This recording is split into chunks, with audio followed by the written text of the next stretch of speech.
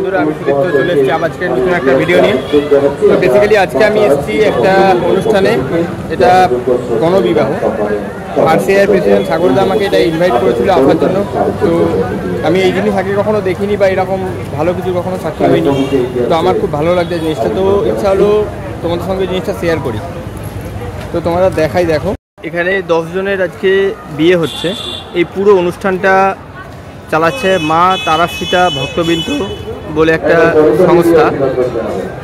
এরা এই বিয়ের সঙ্গে সঙ্গে আরও অনেক কিছু জিনিস নিয়ে কাজকর্ম করে, যেমন প্রতিবন্ধী মানুষের সাইকেল প্রদান করা, যেটা হচ্ছে হাত চালানো সাইকেলগুলো। এটা ছাড়াও স্কুলের দুস্থ ছাত্রদের সোলো লাইট দেওয়া বা স্বাস্থ্য শিবির, সাধু ভক্তদের জন্য অনেক কিছু। দেখতে পাচ্ছ মা তারাসীতা ভক্তবৃন্দ। এটা এখন তারাপীঠে হচ্ছে অনুষ্ঠানটা। তো চলো আমরা ভেতরে যাই।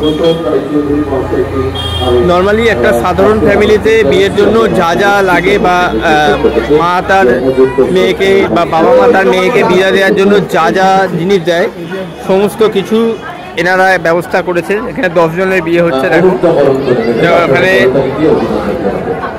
আলমারি, ওপরে বিছানার সরঞ্জাম, তার সঙ্গে আরও অনেক কিছু আছে।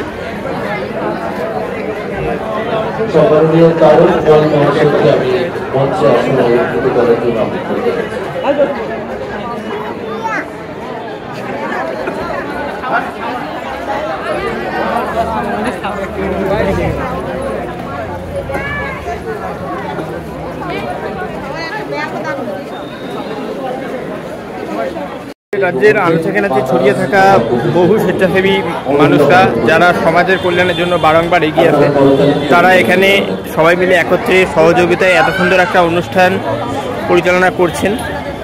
তোমরা তো দেখলেই পুরো জিনিসটা। এটা ছাড়াও এখানে বহু লোকের খাওয়া দাওয়া, তাছাড়াও আরও অনেক সঙ্গীত অনুষ্ঠান, অনেক কিছুই হচ্ছে। তো তোমাদের যতটা পারবো চেষ্টা করবে পুরোটা দেখানোর। তো দেখা যাক আমি কতটা তোমাদের দেখাতে পারি। সঙ্গে থাকো। সবাই দেখো কতটা খুশি।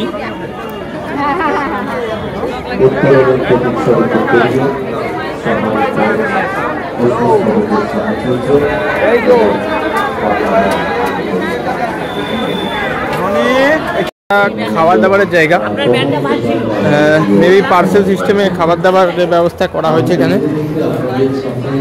আর ওই ভেতরে একটা হল টাইপের বানানো আছে, যেখানে বিভিন্ন অনুষ্ঠান হচ্ছে। তো চলো আমরা ভেতরটায় যাই, দেখি কি অনুষ্ঠান হচ্ছে ওখানে।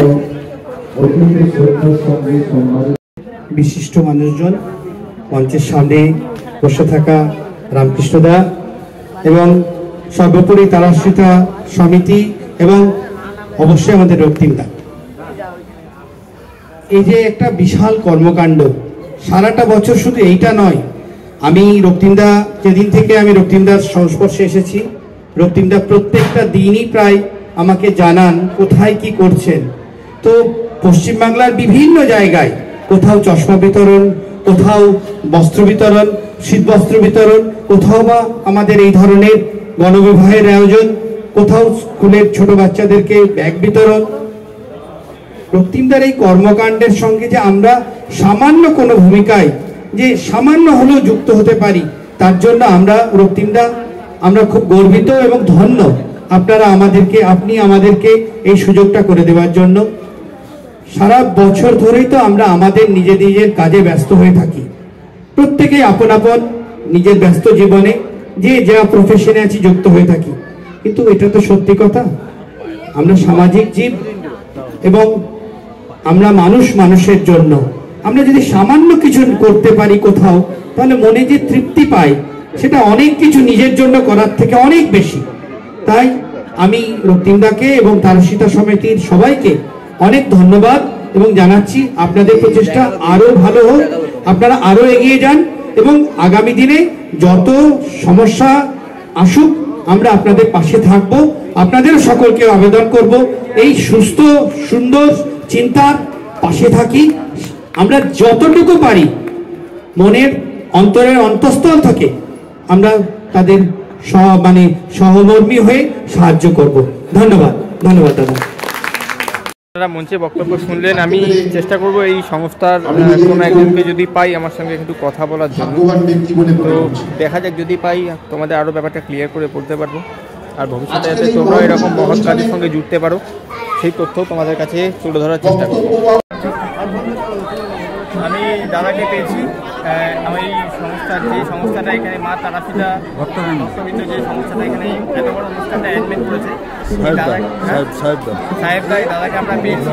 তো আমরা দাদার থেকে শুনবো এই যেখানে যে পুরো ঘটনাটা, যে জিনিসটা আমি দেখছি, আমি তো এই জিনিস কখনো দেখিনি আগে, তো আমার নিজের ভালো লাগছে। দাদা, এই জিনিসটা সম্পর্কে তুমি আমায় একটু বলো। আর আমরা বিগত 20 বছর যাবৎ এটা শুরু করেছি, কেন আমি নিজে থেকে দেখেছি অনেক অসহায় মেয়ের বাবা বা মা কন্যাগ্রস্ত যে কি অসহায় তাদের পরিস্থিতি, সেই পরিস্থিতি যে মানে যারা ফেস করেছে তারাই বুঝতে পারছে যে এদের যাওয়ার সময় কী পরিস্থিতি ফেস করতে হয়। সেই জায়গায় দাঁড়িয়ে আমরা তখনই ঠিক করি যে আমরা যদি এদের পাশে দাঁড়াতে পারি, সেই জন্য আমাদের একটা সংস্থা তারা মা সেটা আমরা কাজটার সঙ্গে ভাবে জড়িত এবং চেষ্টা করছি। তার সঙ্গে অনেক ছাত্ররা যারা স্কুলে পড়াশুনো করতে চাইছে অথচ অর্থের অভাবে করতে পারে না, বা খাতা বই পেন্সিল ওরা দিতে পারে না, সামগ্রী ওগুলোকেও আমরা চেষ্টা করি কিছু সাহায্যের হাত বাড়িয়ে দেওয়া, বা মেধাবী ছাত্র যারা কিছু বড় জায়গায় যাওয়ার জন্য এডমিশন নিতে পারে না তাদেরকেও আমরা চেষ্টা করি ভালো কিছু যাতে দিয়ে অর্থ বিনিময়ে কিছু সাহায্য করলে ওরা যাতে বড় জায়গায় পৌঁছতে পারে। এবং আগামী দিন আমি এটাই আশা করি আমাদের দেখে যেন এখনকার জেনারেশন যেন ওরা এগিয়ে আসে এবং এই মহৎ কাজটাকে যেন এটা দিনকে দিন যেন আরও বড় হয়, এটাই আমি দীর্ঘায়ু কামনা করি। এই বলে আমি আর কি বলবো, ধন্যবাদ সবাইকে। আমার খুব ভালো লাগলো। তো আমিও সবাইকে এটাই রিকোয়েস্ট করবো, ভবিষ্যৎ প্রজন্ম যেন এই রকম ভালো কাজগুলোকে আরও এগিয়ে নিয়ে যান। এনারা যে জিনিসটার প্রদীপ জ্বালিয়েছে সেই প্রদীপটা যাতে কন্টিনিউ জ্বলে সেটা দেখার দায়িত্ব আমাদের মতো জেনারেশনের ছেলেদের। তো আমিও চাইবো আমাদের মতো যারা আছো তারা এই জিনিসগুলোর সঙ্গে যুক্ত হোক এবং এইটাকে আরও এগিয়ে নিয়ে যেতে সাহায্য করো।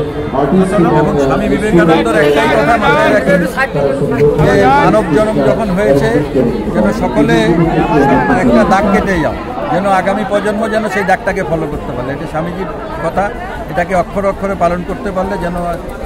তার সঙ্গে আমাদের আব্দুল কালামও বলেছেন ভালো কাজে সমৃদ্ধ হও, ভালো জিনিস করো, দেখবে এমনি ঈশ্বর আশীর্বাদ করবে। ভালো কাজে কোনো দিন আটকায় না, অনেক বাধা বিঘ্ন আসবে কিন্তু ভালো কাজ হবেই, কোনোভাবেই আটকাবে না। ধন্যবাদ। তোমরাও ভালো থাকো। কথা বললাম, তোমরা শুনলে পুরো কথাটা। তো আমি এটাই রিকোয়েস্ট করবো সবার কাছে, তোমরাও এরকম ভালো জিনিসের সাক্ষী হও। আর তার সাথে ভবিষ্যৎ প্রজন্ম যাতে এই ভালো কাজগুলোকে আরও কন্টিনিউ করে সেটা দেখার দায়িত্ব আমাদের, সেটা দেখার দায়িত্ব তোমাদের। তো এনারা যে জিনিসটা শুরু করেছে এটা যেন কন্টিনিউ হয়, এটাই সবার কাছে রিকোয়েস্ট।